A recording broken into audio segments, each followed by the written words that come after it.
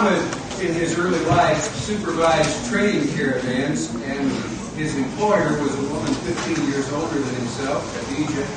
Eventually, he married her, and she was, as I mentioned earlier, I think, just a huge influence on him, providing him not only with financial security.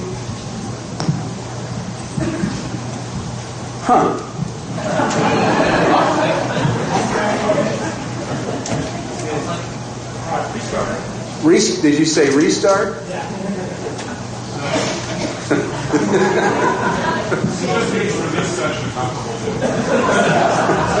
Survey of Revelation. Lost one already. She provided him not only with financial security, but with a great deal of encouragement and confidence as he later sorted out his religious experience. There was a sizable community of Jews in Arabia in the 6th and 7th centuries of the Christian era, and we can picture Muhammad as a young man sitting around the campfires of the caravans at night, listening to the stories that were told. Unfortunately, both the Judaism and the Christianity that Muhammad was exposed to were in very corrupted forms by the 6th and 7th centuries. And Muhammad could not read any source material for himself. This is crucial. Over the 22 or 23 years that he later dictated the 114 surahs or chapters that we know of today as the Quran, he regurgitated a great deal of what he had heard as he remembered it or changed it to fit whatever situation he was in. The Jews of Arabia in those days were more acquainted with the fables of the Talmud than they were with the Hebrew Scriptures. Muhammad probably had no direct contact with the Bible, and even if he had, he couldn't have read it. Many stories in the Quran give the impression that something is missing, even to the point of being indecipherable. When you look at the Jewish legend, you find the source of that story and often the additional details that provide context and meaning to the story, as found in the Quran. Much of the Quran contradicts the Bible and coincides with the Jewish legends current in Muhammad's day. Muhammad adopted his young cousin named Ali, who described his adoptive father at the age of 45. He said that Muhammad is of middle stature, neither tall nor short. His complexion was rosy white, his eyes black, his hair thick, brilliant, and beautiful fell to his shoulders. His profuse beard fell to his breast. There was such a sweetness in his visage that no one once in his presence could leave him. If I hungered, a single look at the prophet's face dispelled the hunger. Before him, all forgot their griefs and pains. As Muhammad approached the age of 40, he became more and more absorbed in religion. On a night known as the Night of Power in 610, alone in a cave 3 miles outside Mecca, Muhammad had the pivotal experience of all Islamic history. Here's what he said. While I was asleep, with a cover of silk whereon was some writing, the angel Gabriel appeared to me and said, "Read." I said, "I do not read." He pressed me with the coverlet so tightly that methought 'twas death. Then he let me go and said, "Read." So I read aloud, and he departed from me at last. And I awoke from my sleep, and it was as though these words were written in my heart. I went forth until, when I was midway on the mountain, I heard a voice from heaven saying, "O Muhammad, thou art the messenger of Allah, and I am Gabriel." I raised my head toward heaven to see, and lo, Gabriel in the form of a man with feet set evenly on the rim of the sky, saying, "O Muhammad, thou art the messenger of Allah, and I am Gabriel." Muhammad had many similar visions and convulsions and swoon. Some of these may have been epileptic seizures, but we don't know. His first convert was his wife. His second convert was his cousin Ali. His third convert was his servant. His fourth convert was Abu Bakr, who brought 5 Meccan leaders along with him. And this was a turning point. In 612 AD, Muhammad began publicly converting the Arabian people. Long story short, eventually all Arabia submitted to his authority and to his creed. Muhammad protested for being taken for more than a fallible and mortal man. He claimed no power to predict the future. He claimed no power to perform miracles. Unlike Jesus, Muhammad could not point to hundreds of prophecies written about him before his birth. Jesus could, and he did, and he claimed deity. But I can't think of any prophecies about Muhammad that he could point to except for this 9th chapter of Revelation, and he wouldn't have wanted to point to that because it's not very complimentary. It's claimed that Jesus predicted the coming of Muhammad in John 16:13, when he talked about the coming of the Spirit of truth. When he, the Spirit of truth, is come, he will guide you into all truth. But to think that the Lord was talking about Muhammad there is just lunacy. The Quran repeatedly makes excuses for Muhammad's inability to perform miraculous signs to support his revelations. Jesus verified his teaching by his miracles. Where evidence does not exist, God does not expect people to believe. At the height of his power, Muhammad dwelt in cottages, mending clothes or shoes, kindling fires, sweeping the floor, milking the family goat in the yard. He shopped for provisions in the marketplace, he ate with his fingers and he licked them, and he obeyed his own prohibition against wine. He put on none of the pomp of power, he rejected any special marks of reverence, he asked no service of a slave that he had the time or strength to do for himself. Despite all the booty and revenue that came to him, he spent little on his family, spent less on himself, and a great deal in charity. It is said that the voice of Muhammad was hypnotically musical, and that his senses were painfully keen. Loud talk really bothered him. Bells or strong smells he could not bear. His friends loved him to the point of idolatry. His followers eventually began collecting his spittle when he would spit on the ground. If he got a haircut, they would collect the hair. If he washed his hands, they would collect the water that he had used, and expected magical cures from these things. Finally, in 632 AD, he died at the age of 62. And if we judge greatness by influence, he is one of the giants of history. When he began, Arabia was a desert filled with idolatrous warring tribes. When he died, it was a nation united religiously, politically, and economically. It was one in purpose. The religion of Muhammad made the Arabs what they became. And though Muhammad himself seems to have had no thought of power outside of Arabia, his successors were far different from that. Muhammad changed the map of Arabia. With the irresistible force of fanaticism, his followers changed the map of the world. A little bit about the text here. We see the locust in verse 3, referring to a numerous and destroying army. A few references about that. Judges chapter 6, verse 5, the army of the Midianites came as grasshoppers for a multitude. The head of the grasshopper and the head of a horse looks similar. Here we have, again, a little thing symbolizing a big thing. Nahum 3:15, make thyself as many locusts, when it's referring to military things. Joel, obviously, chapters 1 and 2, the locusts seem to be invading armies. Before them the land is like the Garden of Eden, behind them a desert waste, it is said of these locusts in the book of Joel. They have the appearance of horses, they gallop along like cavalry. Joel chapter 2, verse 4. They charge like warriors, they scale walls like soldiers. Joel 2:7. The Lord thunders at the head of his army. His forces are beyond number, and mighty are those who obey his command. Chapter 2, verse 11. Joel's description of a locust plague as an invading army helped us to understand the imagery of the fifth trumpet. The locust itself, as an insect, is peculiarly Arabic. It was an east wind that brought the locust into Egypt at the time of the plague of locusts in the days of Moses. The locust bred out in those rainless deserts. The word Arab means arid.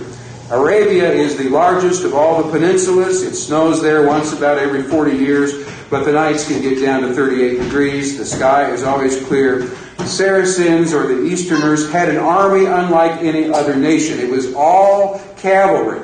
There was no infantry because infantry would not work in the desert. The followers of Muhammad absolutely hated idolatry.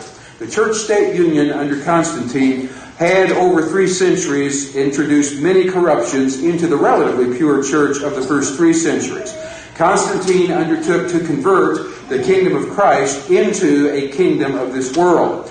Constantine exalted the teachers of Christianity to the same state of affluence and grandeur and influence as had been enjoyed by pagan priests and secular officers of the state. This exaltation of the bishops proved to be the source of every corrupt fruit. Such corruption within the apostate church left it ripe for the judgments of the fifth and sixth trumpets. Byzantium, or Constantinople, had brought in icons and tried to force them on the people. They decided that all people should worship according to them. So those who chose Islam would not have idolatry, and they went on the offensive and defaced the images, literally defaced the images. Wherever they found stone images, they would chisel the stone face right off of them. And some of you have been in countries where you've seen some of those. I remember seeing a number of them around Ascalon and Ashdod, for example. Literally chipped the face off the stone of the image. Many of these are still available around the world to be seen. In 632, after the death of the prophet, Abu Bakr and his army left Arabia. And since some of you just love to hear from Gibbon, I'll read a little bit from Volume 3. This is still Modern Library Edition, Volume 3, page 145. Remember, said the successor to the prophet, this is Abu Bakr, remember that you are always, this is what he's saying to his army, remember that you are always in the presence of God, on the verge of death, and in the assurance of judgment and the hope of paradise. Avoid injustice and oppression, consult with your brethren, and study to preserve the love and confidence of your troops. When you fight the battles of the Lord, acquit yourselves like men without turning your backs, but let not your victory be stained with the blood of women or children. Now listen to this. Destroy no palm trees, nor burn any fields of corn. Cut down no fruit trees, nor do any mischief to cattle, only such as you kill to eat. When you make any covenant or article, stand to it and be as good as your word. As you go on, you will find some religious persons who live retired in monasteries and propose to themselves to serve God that way. Let them alone, neither kill nor destroy their monasteries. And that's probably as far as I should go there. The point is, there were specific commandments given to this army, and it's quite a contrast with the Goths. The Goths had a scorched earth policy, as we talked about earlier this morning, and they took out everything in their path. This army today, under the fifth trumpet, is not to destroy the things that they find. That's interesting because with literal locusts, vegetation falls victim to their voracious appetite. But these symbolic locusts were not to harm the grass of the earth or any plant or tree. They were told not to do what by nature locusts are expected to do, destroy vegetation. They did not devastate the land. Instead, they left intact local custom, local government, local laws, local taxation, and to some extent even the local worship where they felt that they could. They collected tribute. The Saracens did not come to kill, but to conquer. This policy enabled them to form flourishing kingdoms out of the conquered nations. It was in marked contrast to many other conquerors like the Goths who left desolation behind them. The divine judgment was directed primarily against unbelievers and nominal Christianity. The Saracens killed those who opposed them in battle, who were primarily from the apostate church. The apostate church bore the brunt of this persecution. The pride of the bishops was dragged into the dust, and they were helpless to force their doctrine on other people. The Saracens' only soldiers were Muslims. Only a Muslim could defend Islam. And there's a parallel here with the 9th chapter of Ezekiel again, verses 1 through 11. Those who grieved over the sins of Jerusalem were marked. They were to remain untouched when Jerusalem fell. And yet when Jerusalem fell, they suffered with the others. Ezekiel's message indicated that their eternal destiny was secure. God just doesn't look at physical death the way we sometimes do. We need to make our calling and election sure and focus on what matters the most. Even the forces of Satan are limited by the bounds of God's providential judgment. God's sealed ones might sometimes be called on to suffer, but the woe was not for them. One open apostasy from Christ is the cause of the fifth trumpet locust scourge. This sealing took place under the sixth seal. Therefore, this era of the fifth trumpet must chronologically come after the sixth seal. The word kill is used here in contrast to the extravagant killing which was to occur under the sixth trumpet, which we'll see in a little while. There would be much greater slaughtering there under the sixth trumpet. Here, they were not to annihilate them, but they tormented them. Their power was to torment men 5 months. Verse 5, again, the zoology of the fifth trumpet is all Arabian. The locust, the scorpion. Arabia is the original home of the horse. Arabians are said, and I can't hardly believe this, but Arabians are said to have 500 words for lion. I don't know how that would possibly work. Why do you need 500 words for life. I can see maybe a dozen, but 500 words, 500 different names for the lion. I have never been stung by a scorpion, though I came close once out in Arizona. I understand that it really hurts, but it doesn't usually kill. The Saracens were adept at fighting rearward over the tails of their horses. So viewing the battle from the side, it would seem that the torment that they inflicted came from the tails of their horses, and I think that may be what's being spoken of here. The map of this part of the world, and I don't know how well that will come across to you. Well, it's coming across better on the screen, I think, than it is on my screen here. The arrows indicate, when they started coming out of Arabia here, where they went. And they went two different directions. They went up this way. Constantinople is right here. Constantinople is not named on the map, but it's right here. And they went up there to try to take over that, because that was the power, the capital of the Eastern Roman Empire. But they also went this direction. So they're going a couple of different ways, also went over here as well. In 634, they took over Damascus, and it's been Islamic ever since. Damascus is the oldest city on earth today that has a continuous existence. It goes way back to Abraham's time. Remember, his servant was Eliezer of Damascus. But ever since 634, it's been Islamic. In 637, they took over the city of Jerusalem. Church houses were turned into mosques. The Dome of the Rock today stands in the area where the Jewish temple used to stand. It was built in 691 AD, if I'm not mistaken. In 638, they took over Egypt. In 675, they were driven back from Constantinople. Whoops!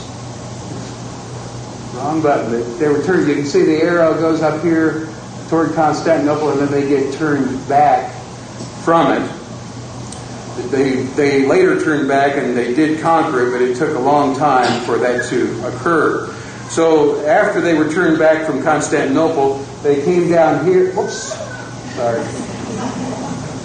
Not my favorite thing to do. They come down here and they go conquering along the north coast of Africa, and they finally get to the Straits of Gibraltar and cross over into Spain in 711 AD, and they conquer Spain.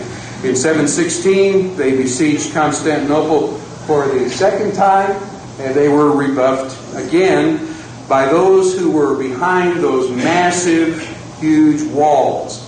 So in 721, they crossed over into France, and this is the most extraordinary phenomenon in medieval history. No conquering force has a record that's more amazing than this. And if they had not been stopped in 732 by Charles Martel and the Franks at the Battle of Tours in southern France, they might have just swept clear across Europe. I mean, you don't know what would have happened if things had been different. But you think about Gettysburg, for example. Most people know about Gettysburg. If the Confederates had won at Gettysburg, there was nothing between them and Washington, D.C. They could have been right over and taken over the capital of the North, theoretically. And the same thing would be similar here. If they hadn't been stopped in France, they probably would have swept across Europe. The Arabs became dominant in a large part of the lands that had been part of the Roman Empire, and they had a tremendous impact. They removed a lot of power from the apostate church. In many places, it was almost blotted out. People had a choice between two major powers. You could either be taken over by Byzantium and be put to death if your faith was different from theirs, or be taken over by the Arabs and pay tribute but have some freedom of worship. Now, I don't want to make it sound too good. All Muslims were second-class citizens, but at least they could live under certain conditions. Christians in Muslim countries were referred to as dogs. They could not use arms. They had to pay a special tax. They had to wear distinctive clothing. They could not build a Christian meeting house. They could not ring church bells, but generally, at least, they could live. There was, at times, an indescribable abuse of Christian women, and sometimes oppression and abuse became so bad that death was chosen over life. It wasn't until shortly before Columbus sailed that Ferdinand and Isabella finally expelled the last of the Muslims from Spain. They were very deeply rooted and a strong influence on any nation that they gained a dominance in. In verse 7, the crowns of gold that are mentioned there are probably their turbans shining in the sun. The faces of men, distinguished from women would be the bearded face. The shaved male face is one of the lasting legacies of the Westerner, Alexander the Great. But these Easterners did not shave. You heard Ali say that Muhammad's beard fell to his breast. Verse 8, the hair of women probably refers to long hair. And again, you heard Ali say that Muhammad's hair fell to his shoulders.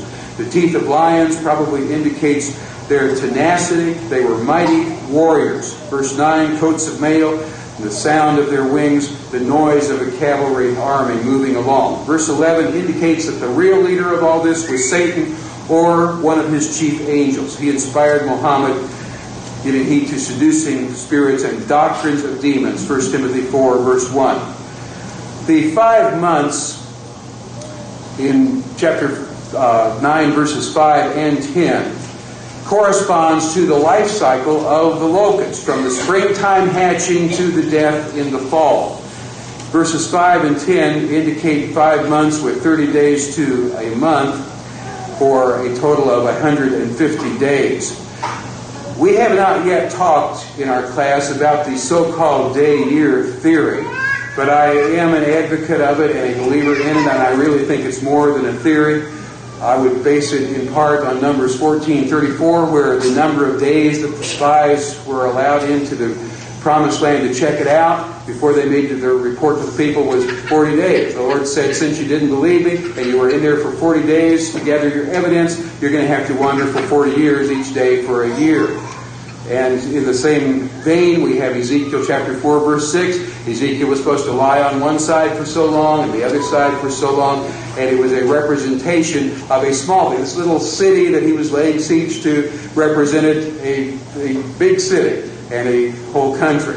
And similarly, he would lay on his side for a year, and each day represented a year. And that's said explicitly in Ezekiel chapter 4, verse 6. A little thing symbolizing a big thing. One rotation of the earth on its axis, a day, representing a revolution of the earth around the sun, a year. Miniature symbols of time resemble the scale of miles on a map. 1 inch equals 50 miles or whatever. So I believe the day-year theory has been proven to be more than just a theory. I think the 9th chapter of Daniel by itself shows that the 70 weeks or the 490 days must be 490 years. Otherwise, the Daniel timetable cannot possibly bring us up to the time of Christ. 70 literal weeks is less than a year and a half. The day-year principle to me stands proven as fact. Therefore, 150 days means 150 years. And there are a couple ways of dating this. I mentioned that Muhammad began his public preaching in 612, and 150 years later, in 762, their capital was moved from Damascus to Baghdad, where the Caliph Almanzar built on both sides of the Tigris River, the new city of Baghdad, and Baghdad was called the City of Peace.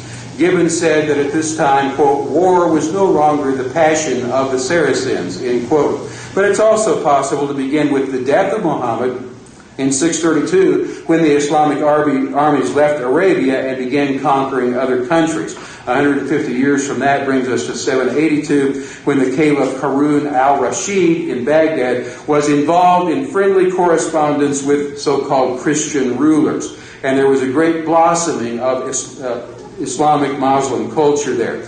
This was the time when Islamic society reached its greatest zenith of wealth and learning and power. This was the time of the Arabian Nights, the 1001 Nights, and al-Rashid is a central character in that literary work, where he is portrayed as the epitome, as the learned and just ruler. The Muslims actually took the literary classics of antiquity and translated them out of the original Greek and Latin into the Arabic language and preserved them. Later during the Renaissance, when Europe was coming out of the Dark Ages that we saw them heading into this morning after the destruction of Rome, during the Renaissance, when Europe got interested in learning again, they translated a number of their classics, which by that time had been lost in the original, translated them from the Arabic back into the original languages. Baghdad at its height was known as the City of Peace in the reign of al-Rashid. So the Saracen conquest was ended, and they ended into what is known as the Golden Age of Islam. Now today, about 1 out of every 5 people on the earth is a Muslim. 1,300,000,000 of them the last time that I checked, and the number grows as we speak. By the year 2025, Islam is expected to have 2 billion adherents on the earth. It's the fastest growing of the major world religions, driven by high birth rates in the third world. There are more than 7 million Muslims in the United States at this time. It's one of the fastest growing religions in America. The greatest tension between the Bible and the Quran pertains to Jesus Christ. There is an inexorable, permanent incompatibility there. The Quran depicts Jesus as a mere prophet. If Jesus is who the Bible claims he is, then the Quran is fictitious. The Quran denies the historicity of the crucifixion of Jesus, as well as denying the resurrection. The New Testament says if Jesus did not rise, then the Christian faith is false. The revelations of Muhammad sound amazingly like the latter-day revelations of Joseph Smith Jr., the Mormon prophet, especially the ones on the subject of polygamy. In both cases, their revelations admonish their first wives to be receptive to their polygamy. Muhammad consummated one marriage with a 9-year-old girl. Her name was Aisha. She was the daughter of Abu Bakr. Islam is a perverse system. Need to get to the text here. Whoops. The text of the sixth trumpet. Second woe, sixth trumpet. Let me just read that. Verse 13. The sixth angel sounded, and I heard a voice from the four horns of the golden altar which is before God, saying this to the sixth angel which had the trumpet, loose the four angels which are bound in the great river Euphrates. And the four angels were loosed, which were prepared for an hour and a day and a month and a year, for to slay the third part of men. And the number of the army of the horsemen were 200,000, and I heard the number of them. And thus I saw the horses in the vision, and them that sat on them, having breastplates of fire and of jacinth and brimstone. And the heads of the horses were as the heads of lions, and out of their mouths issued fire and smoke and brimstone. By these three was the third part of men killed, by the fire and by the smoke and by the brimstone which issued out of their mouths. For their power is in their mouth and in their tails, for their tails were like unto serpents, and had heads, and with them do they hurt. And the rest of the men which were not killed by these plagues yet repented not of the works of their hands, that they should not worship devils and idols of gold and silver and brass and stone and of wood, which neither can see, nor hear, nor walk. Neither repented they of their murders, nor of their sorceries, nor of their fornication, nor of their thefts. This sixth trumpet is the sixth in an intensifying series of judgments. And this one is even more severe in its consequences than the previous one. It's a judgment resulting from the idolatrous corruptions in the apostate church. And I think that's indicated in the last two verses there. The worship was corrupted by pagan elements, and I've indicated this a little bit already, but it's really a striking point. The incense altar standing at the entrance to the most holy place is the symbolic vehicle for the communication with God. The prayers of God's people ascend with the incense in chapter 8, verse 4. The word of God comes from the altar back to the people. When Hezekiah cleansed the land from the sins of his father Ahaz, blood from the sin offering was applied to the horns of the altar of incense. And by this, accompanied by repentance and fervent prayer, God defeated Sennacherib and sent his armies retreating back across the Euphrates. We read about this in 2 Chronicles 29 and 30 and 32. Here in Revelation 9, the voice from the horns of the altar warns an unrepentant people of the impending judgment from beyond the Euphrates. The primary major international boundary line between the threatening powers of the east and the more western world was the Euphrates River. 4 often reflects the four directions, north, south, east, and west. These forces are to come from a site on or near the Euphrates. Just as the angel was arrested over Araunah's threshing floor in 1 Chronicles 20, so these angels have been bound at the Euphrates River until they are now going to be loosed. I think there are a number of reasons for believing that this power that's referenced in the sixth trumpet is referring to the Turks. The Turkish power is the one that rose on the decline of the Arabic power. and was the next important power affecting the destinies of the world. The Turkish power had its seat in the east and would probably be classified properly under the events occurring there. The Turks completed the downfall of the Roman Empire, which is the object of these symbols, after all. The Roman Empire under the Turks fell to rise no more.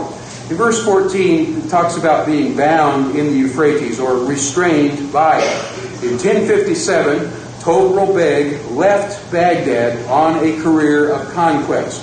That was the loosing of the four angels. In a few years, mosques had been built all the way from the Euphrates to Constantinople. That arrow that you saw going toward Constantinople a while ago on that map. As Muslim institutions were established, making further and further inroads, there had been mosques established all the way along there. And the Eastern Emperor at Constantinople was sitting there trembling on his throne. But verse 15 is probably the part that we want to look into, the hour and the day and the month and the year. Again, I would apply the day-year principle to this, so that a year would either be the prophetic year of 360 days, or it would be the solar year. And the word that's used here seems to refer, well, it does refer to a revolution or a repetition. A revolution or a repetition, the literal expression is that which returns unto itself. A solar year, so that would be 365 and 1/4 days, or 365 and 1/4 years. The month of 30 would be 30 more. The day would be 1. And then an hour, so we think of a 24-hour day in our time and place, but in the Bible, there were 12 hours in the day. Jesus asked the question one time in John chapter 11, verse 9. Are there not 12 hours in the day? So rather than being 1/24th, this would be 1/12. And when we add them together, we come up with 396 years and 4 months. 4 twelfths equaling 1/3. 4 months is a third of a year. After the demise of the Saracens, the Seljuk Turks captured Baghdad in 1050 AD. The Turks waged war westward from their capital in Baghdad. Baghdad was located in the very place where the Tigris and Euphrates converge most closely together, facilitating the construction of irrigation canals required between them for the agriculture needed to support a large population. The Seljuk Turks are in the 11th, 12th, and 13th centuries. They began the fulfillment of the sixth trumpet. The Ottoman Turks began in the 14th century, specifically 1326, with a man by the name of Othman. And they completed the fulfillment of the sixth trumpet. On January the 28th, 1057, the angels were loosed from the Euphrates. They started out on this expedition, and finally, they made it to Constantinople again for the last time, and were successful. And the fall of Constantinople was on May the 29th, 1453. So the subtraction there gives us 396 years and 4 months. The fall of Constantinople was accomplished after a 52-day siege, which was remarkable. And the third part of men just refers to the Eastern Roman Empire. The Turks have remained there at Constantinople and that whole country ever since, and they're still there today. They have their own country now called Turkey, and that Turkey country is 98% Muslim. The importance of the fall of Constantinople to the Ottoman Turks can hardly be overestimated. They eventually changed the name of Constantinople to Istanbul. That didn't happen until the 20th century, but it was headed that way a long time before that. When I was a boy, there was a song about that. Remember that? Istanbul, not Constantinople. Istanbul is Constantinople. That's the way it went, wasn't it? Istanbul is Constantinople. Anybody else know that song? I used to hear my mom only mentioned her because she just passed on, but she used to have a little wooden radio on top of her refrigerator, and she'd turn it on and listen to, I guess it was modern music at the time, back in the early 50s. And I think that song was later redone by They Might Be Giants, if I'm not mistaken. I wouldn't have known that, but some kids were telling me that lately. Every gal in Constantinople is Istanbul, not Constantinople. So if you have a date in Constantinople, she'll be waiting in Istanbul. Why did Constantinople get the works? That's nobody's business but the Turks. So these songs can be educational. The real question becomes, why did this take so long? After the second woe has been let loose, it was no more than 40 years before Constantinople seemed on the verge of ruin by the Seljuk Turks. But then came the Crusades. And that, in one word, is the reason that it took so long. The Crusades were a series of military expeditions organized by the so-called Christian powers of Western Europe against the Muslim powers that toward the end of the 11th century had gained a foothold in the traditional Holy Lands of Christianity. Jerusalem was captured in 1077, and the First Crusade was in 1095, called the People's Crusade, or the Peasants' Crusade, or the Paupers' Crusade. All those names have been applied to it. They were destroyed. Those people that tried that were destroyed by the Seljuks. Lots of people went on crusades because the Pope would give you a plenary indulgence if you go. There were some ridiculous crusades, like the Children's Crusade, where it is said that thousands of children died expecting a miracle, expecting the sea to just open up for them when their feet touched the water, and they never even reached the Promised Land. But their idea was, God is with us, we cannot fail. There were at least 10 major expeditions of the Crusades. 1444 was the last important crusade against the Ottoman Turks. In addition to the Crusades, there was Genghis Khan and Tamerlane, showing the progress of the Turkish woe. But the Turks eventually got the job done. The Genghis Khan and Tamerlane slowed them down, but they got the job done and took over Constantinople. In verse 16, talking about the fall of Constantinople in 1453, we have the expression myriads of myriads. Gibbon explicitly speaks of the myriads of Turkish horse overspreading the Greek frontier. The Turks were known more than any other people for counting their horses in myriads. A myriad was 10,000. The Greeks had a word for 100, and a word for 1,000, and a word for 10,000, and these were used in figurative and round type ways. So this is twice 10,000 times 10,000, but it's an indicator of the Turkish superiority in mounted cavalry, probably intended to indicate an incalculable number of horsemen. It'd be like saying, too many to count. John said, I heard their number. Apparently, you heard that from an angelic messenger. In verses 17 through 19, the horses and the riders are introduced as a composite symbol.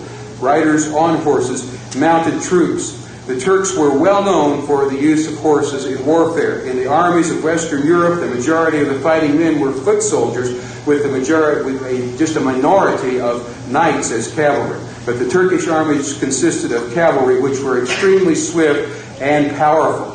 The colors here are very interesting. The fiery red, the dark blue, the dusky blue color of sulfurous smoke, the yellow. The Turks introduced the use of gunpowder in warfare. And the Battle of Constantinople was one of the very earliest usages of gunpowder in warfare. So here we have, I think, a veiled allusion to a variety of warfare which was completely unknown in John's day, but would become prominent in later times. Gibbon, always the unconscious commentator on the apocalyptic prophecy, describes the Battle of Constantinople. The valleys of lances and arrows were accompanied with the smoke, the sound, and the fire of the musketry and the cannon. The Ottoman artillery thundered on all sides, and the camp and city, the Greeks and the Turks, were involved in a cloud of smoke, he said. The Sultan Muhammad had 67 cannons. The smallest one of his cannons could shoot a ball of 200 pounds. The largest of his cannons had a bore of 3 feet and could shoot a ball of 1,200 pounds.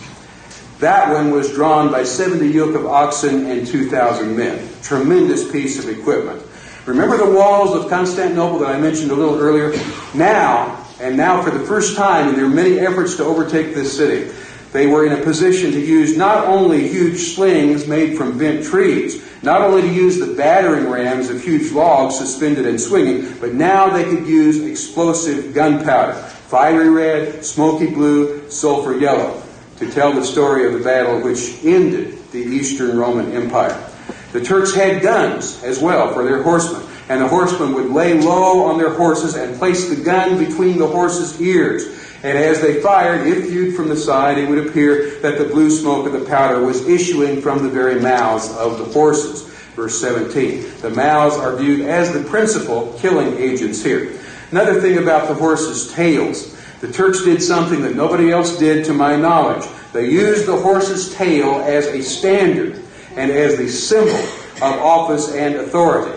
The pashas of 3 tails had 3 horse tails on the sides of their tents. The pashas of 2 tails had 2, and beys were honored with 1 tail. Why? Why would they do this? How did this happen? Early in Turkish military history, as the story goes, they lost their standard in battle. The Turkish commander at that time, in his moment of extremity, cut off the tail of his horse. He lifted it up on a spear and made it the rallying ensign, and in this way won the battle. I have read that this standard or ensign was used only by the Turks and among no other people. In this way, their ability to spread desolation was connected to the tails of their horses. In verse 20, we read about the rest, and I think it's referring there primarily to the Church of Rome, but also the survivors in the Greek church. The temporal sovereignty of the bishops of Rome was now firmly established.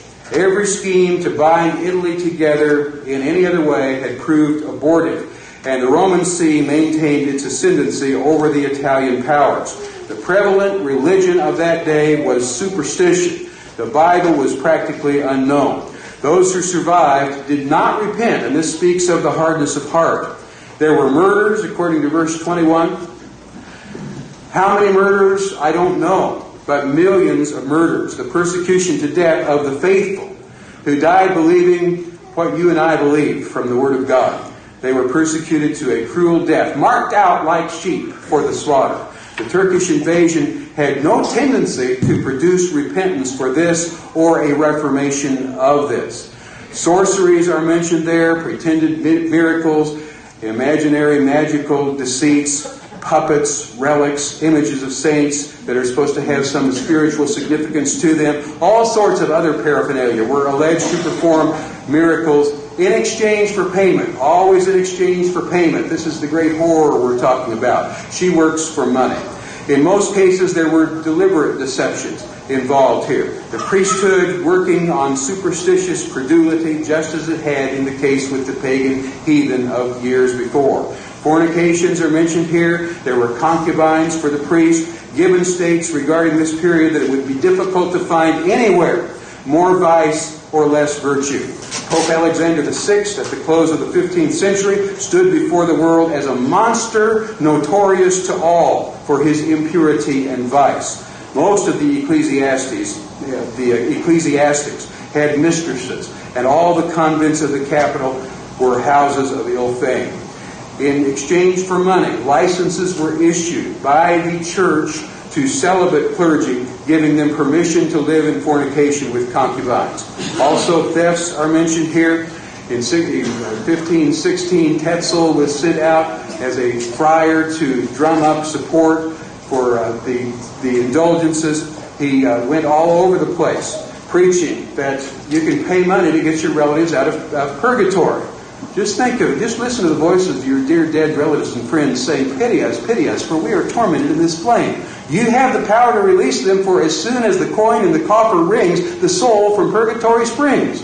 And it was this that turned Martin Luther's stomach when Tetzel got near where Luther was living. It was this that was the flashpoint for Martin Luther to cause him to nail his 95 Theses for debate.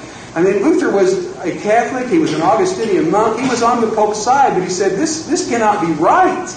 If the Pope has power to release people from purgatory, he's cruel if he doesn't get them all out of there right now for free. So that was the flashpoint for him. Thefts, it's been all about the money, and St. Peter's Basilica, as it stands in Rome today, is built by the sale of these indulgences. The worship of saints was a Christian substitute for heathen idolatry and hero worship, and it well suited the tastes of the barbarians. Praying to the dead as intermediaries came into the church from heathen custom. Praying to Mary or other departed saints displaces the sole mediatorship of Jesus Christ. Though the Catholic Church attempts to distinguish between veneration and worship, the verb used in canon law, legalizing and promoting such saint worship, was the Latin equivalent of proskuneo, the word used here in Revelation 9:20. I went and talked with a lady in Chicago a few years ago. She was a friend of a sister in the congregation I was working with up there at Itasca. I sat with her in her home and talked with her for a couple hours. She was a Roman Catholic. I sat with her and talked with her for a couple hours. When I got up to leave, she said, "What do I owe you?" I said, "What do you mean?" She said, well, when I talk to the priest, I have to pay. It just makes you feel so bad for people. The great whore is all about the love of money. Money for favors. Money for elevation to sainthood. Money for the creation of new images, enshrinement of relics. It's a complex engine to bring wealth and power to high places and to deceive and impoverish the common people and estrange them from the Lord's simple way. It's a sad, putrid system. You wonder what God has to do to make men turn. Apostasies never turn back to God as groups. I've never known of a single incident of this occurring. Individuals can come out of an apostasy and are encouraged to do so. Come ye out from among them and be ye separate and touch not the unclean thing. But I've never known an apostasy to turn back to God as a group. Once you go down that road, the group does not turn back. The first four trumpets followed one another in history as they do in prophecy, in rapid succession. The fifth and the sixth, as we have seen, which in the prophecy are treated as far more permanent, are also far more fully described, and they correspond in history with powers that last decades, not just decades, but they last for centuries. We have come here to the point which is the end of Edward Gibbon's books, and you can be glad about that. He concludes with the fall of Constantinople on May the 29th, 1453. However, when we get into the little scroll, we'll be going back in history a ways, so don't count too many blessings yet. The sixth trumpet takes us from approximately 782 to 1453 AD. This era is the time when most of the excesses targeted in verses 20 and 21 were institutionalized in the Church of Rome. I don't take any joy in talking about religious groups that may even possibly be represented by somebody's here. Certainly if you are here and you are from the Roman Catholic faith, there's nobody who's any more welcome to come and study the Bible with us than you are. We're glad you're here, and we hope you'll continue to be here and let us get to know you. But we have to tell the truth about the system. There's a difference, I think, between being the system and the slaves of the system. We want to work with anybody who has an interest in following after truth. Throughout this era, there was a faithful remnant. And that faithful remnant is addressed distinctly as the prophecy unfolds.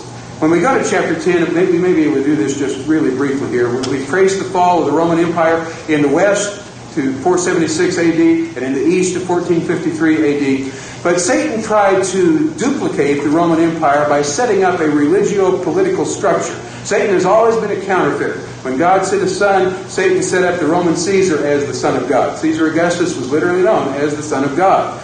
Christ sent apostles, the devil sent false apostles. The apostate Roman church became a counterfeit of the Lord's church, and it became so perverse that there was a call for reformation. The only way to reform is from within, and a man from inside of the counterfeit church brought about the Reformation. The next 5 chapters of the book of Revelation form an excursus or a digression of a supplementary nature. They interrupt the sequence of the 3 major series of symbols, the seals and the trumpets and the bowls. This section is placed in the center of the book and plays a prominent role in the message and ends, I believe, in chapter 14 with a proleptic harvest scene of the final judgment. There's an extraordinary angel that presents a little scroll to the Apostle John, after the analogy in Ezekiel chapters 2 and 3. I believe the little scroll contains its own message, which is structurally independent from the sequence that's in the 7-sealed scroll, except that it does contain the sounding of the 7th trumpet. The message of the little scroll is found prior to the resumption of the 7th trumpet, which I believe is the outpouring of the 7 bowls introduced in chapter 15. The temple and the 2 witnesses in chapter 11 set the stage for chapters 12 through 14 by introducing the war between the beast and the people of God in its setting, which is the temple of God. This was an institution that was supposed to be regarded as the church. So 11:14 is a structural indicator, and 11:15 through 18 is a celebration of the sounding of the 7th trumpet, a heavenly scene similar to the last part of chapter 7, celebrating future victory. 11:19 is a transitional statement regarding God's temple and warning of future judgments. And we'll talk a little more about the little scroll, Lord willing, tomorrow morning. It's time to turn it back to, I guess it's to Mark. This is the last passage. Oh, I'm sorry. I always forget what hour it is. Sorry, we have one more class after this, so 10-minute break.